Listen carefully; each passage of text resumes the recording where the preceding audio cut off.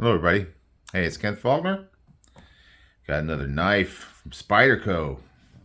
Let's do a video. Yes, Spyderco is one of my favorite brands. I was just looking up on the old spreadsheet here, and I got 15 of them so far, including this one.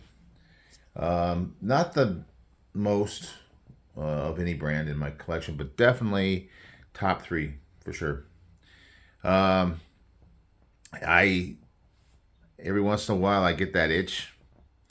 It's kind of like I talk about Tucson knives and stuff like that. There's certain brands that just like, you know, every once in a while you just like, it's been a while since I bought a Spyderco. I got to get another one.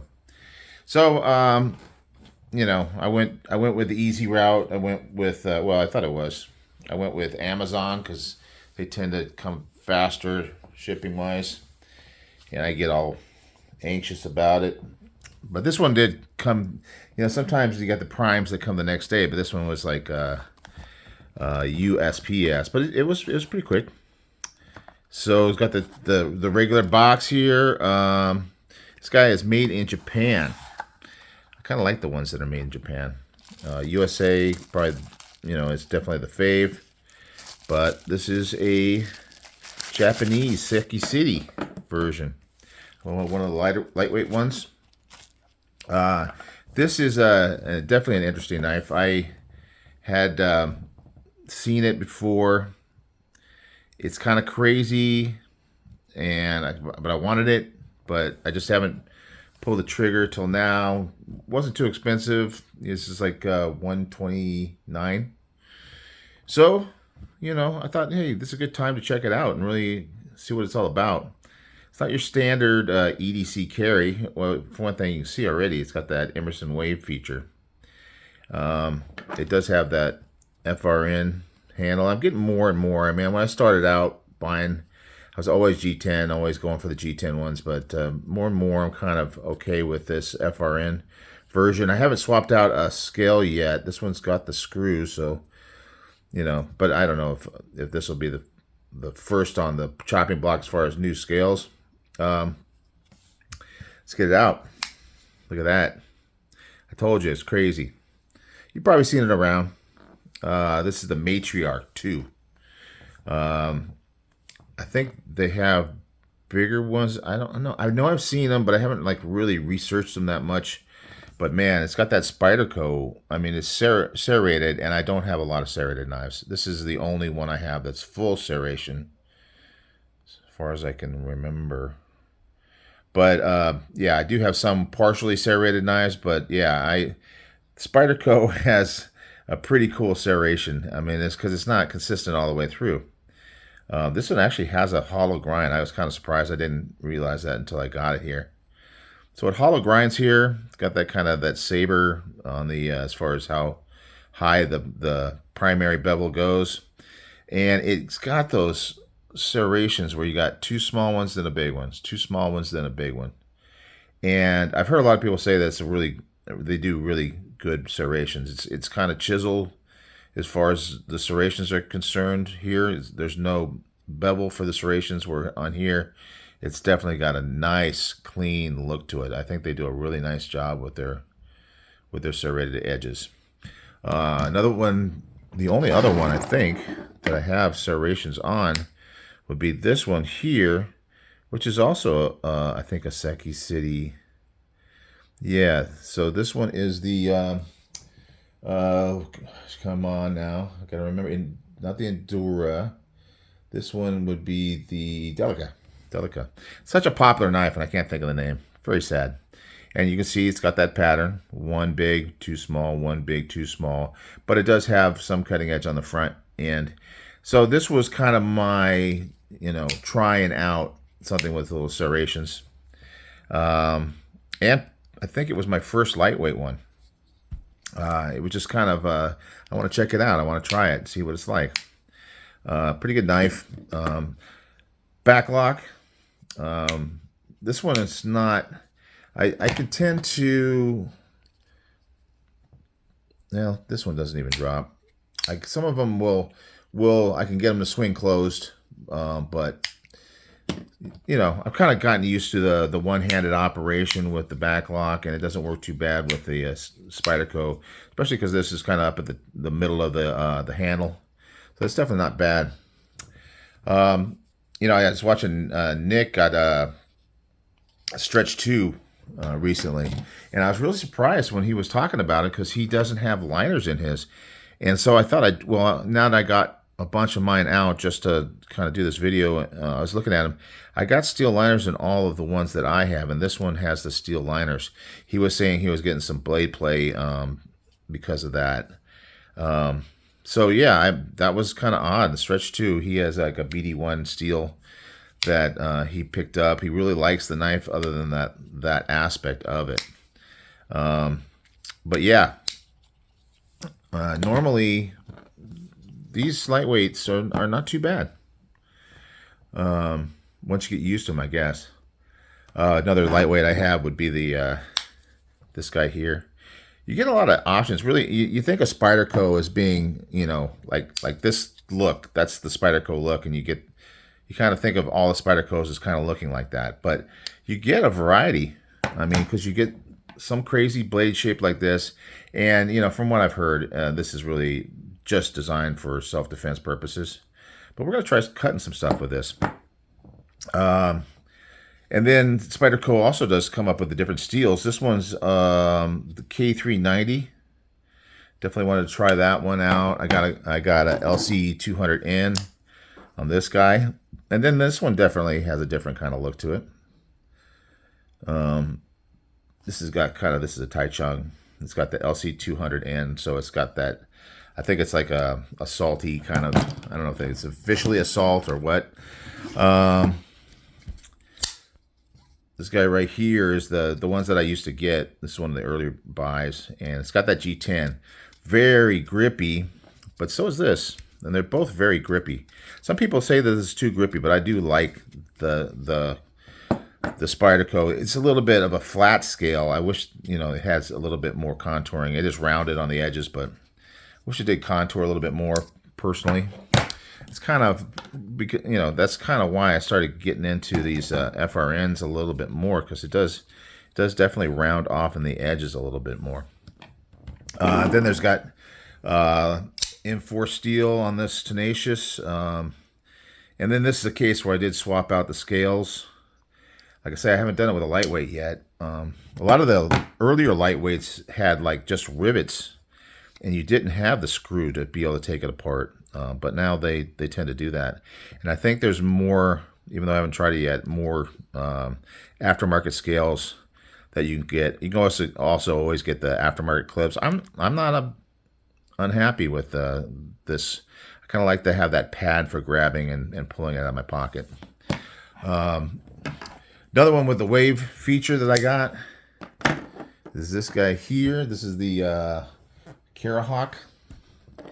Yeah, this one's like a natural for that. When you pull that ring out of your pocket and it pulls it out, and you have it. So it's kind of a natural feel for that. And then the Shaman. This is the most fancy of my Spydercos, 15V. So I mean, Spyderco, you can collect, and I know that my collection is tiny compared to some others. S45. And these aren't even all, like I said, I got about 15 of them, but you know, there's people that just, I met a guy at Blade Show West one year, and we got, you always get in conversations because you all love knives. You all love knives. So we start talking about different knives, and this guy had a collection of like, I think it was like #1 Shamans. If you're in the Spyderco Millie group, you probably know who I'm talking about. He's got like every #1 Shaman or something. It was crazy. I can't remember exactly what he said. Nice guy, really cool. But you know, he was the epitome of, as far as personally meeting somebody that is like a real major Spyderco collector. So like I said, I want to cut some stuff with this because I want to EDC it, and you know, I'm not getting, I don't know about you guys, but I'm not getting into knife fights like every day. You know, maybe every once in a while with my girlfriend, you know, she wants to get a little spicy. you know. No, I'm just kidding. But, so I was kind of wondering how this thing would cut like regular stuff that you might cut on a daily basis. Let's start with some paper. I mean, that's like that go-to thing. You know, I would expect that the serrations are going to get kind of caught up when it's cutting through. And you can kind of slice it. I could feel it. You know, you could feel that it's kind of but clearly this is sharp. If I just push it through and don't pull, it cuts, man. These are some sharp serrations. So it does the paper cut test. Let's do a little cardboard. I'll try to get through this kind of quick because I know my videos don't want to be too long. When you're drawing it for the cut, it cuts through really easy, maybe even easier than a straight blade in some ways. And then pushing, same thing. Very sharp, right out of the box, factory edge, really nice. I got some paracord here. We'll see what it's like. I mean, if you're cutting down on a table, it's going to be kind of hard. So with a lot of this one here, you're not going to be able to do maybe, wow, cut really easy, really easy. Just push it through, yeah, no problem. Utility cuts, I mean, I guess if you're cutting out some paper, you can do this kind of thing and get your cuts pretty well. But yeah, like a rope, and not as well. But if you're holding it and cutting it, no problem. And that's what a lot of people say serrations are really good at, is cutting a rope. Let's get some more substantial rope. Get a little piece of this and some nylon rope. Wow, yeah, it cuts really easy going through that. Just do one more cut. I mean, it's clear. This thing is really cutting. And of course, you know, when you're doing a cutting thing, you gotta clean up after yourself. I got some jeans. I got this box of stuff that I have around for if I want to cut. So this is some jeans material, and yeah, it's just ripping right through it. And actually, in a self-defense situation, that's something you want. You want something that can actually cut through clothing if you need to get down to some skin. I mean, it's obviously not a pretty idea, but yeah, it's cutting. And as long as I got the jeans out, we can back out a little bit here, and we'll show you kind of how that, in case you're interested in how this whole Emerson wave thing works and you haven't seen like a demo of it. You got your clip, which is a typical clip, so it's going to work going into the pocket without too much trouble. And then when you're coming out, your blade comes out most of the way, so that's why the tip won't get caught up in the pants. And you usually have your hand something like this, and then it catches on there, and then right at the very end, I gotta move it up here so I can get, I don't want it to be out of frame. You're pulling up, and on the corner here, or on the seam, now this one has a rivet in the corner, but you can have just a seam there, and it just catches on the seam because on the inside there's something that it kind of has to catch on. And then as you're just towards the end of the pull out, it grabs it and pulls it out. And then when you're doing it fast, it'll lock it out into place. Really beneficial in a self-defense situation, because the less time you have to mess with your knife coming out of your pocket, the better.